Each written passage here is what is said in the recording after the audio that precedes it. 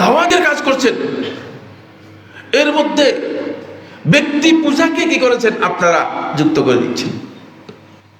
এখন একদল ব্যক্তির এই ব্যক্তির লোক, একদল ওই ব্যক্তির লোক, যখন ব্যক্তি পূজা এর মধ্যে অন্তর্ভুক্ত হয়ে যাবে তখন হানাহানি এবং খুনাখুনি এখানে অপরিহার্য হয়ে যাবে।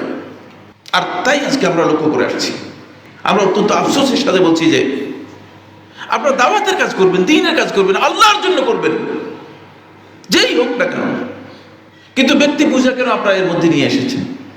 ফলে যেই হানাহানি আসলে মুসলমানদের মধ্যে তৈরি করেছেন, এটা কোনোভাবেই ইসলামে কাম্য নয়, ইসলামের দাওয়াতি পদ্ধতিও নয়।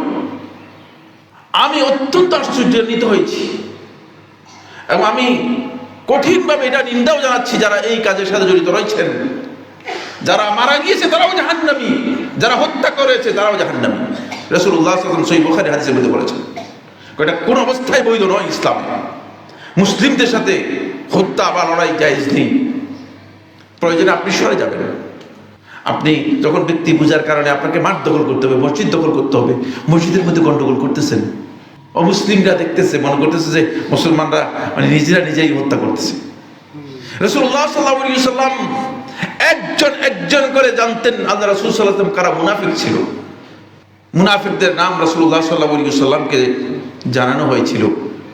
আল্লাহ রাসূল সাল্লাল্লাহু আলাইহি ওয়াসাল্লামকে এত কষ্ট দিয়েছে আব্দুল্লাহ ইবনে উবাই ইবনে সালুল, মুনাফিকদের সর্দার, যে বহুবার, দুইবার ইবনুল খাত্তাব রাদিয়াল্লাহু তাআলা আনহু রাসূল সাল্লাল্লাহু আলাইহি ওয়াসাল্লামের কাছে অনুমতি চেয়েছেন হত্যা করার জন্য। আরেকবার তার ছেলে আব্দুল্লাহ ইবনে উবাই ইবনে সালুল অনুমতি চেয়েছেন, হে আল্লাহ রাসূল সাল্লাল্লাহু আলাইহি ওয়াসাল্লাম, আপনি যদি অনুমতি দেন এই মুনাফিকের গর্দানটা কেটে আপনার কাছে নিয়ে আসি। একবারের জন্য আল্লাহ নবী সাল্লাল্লাহু আলাইহি ওয়াসাল্লাম অনুমোদন দেন নাই, অথচ নবী সাল্লাল্লাহু আলাইহি ওয়াসাল্লাম জানতেন সে মুনাফিক।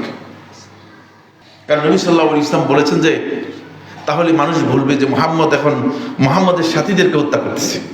দেখেন আমরা কি করতেছি, আসলে আমরা কোন দিকে চলে যাচ্ছি।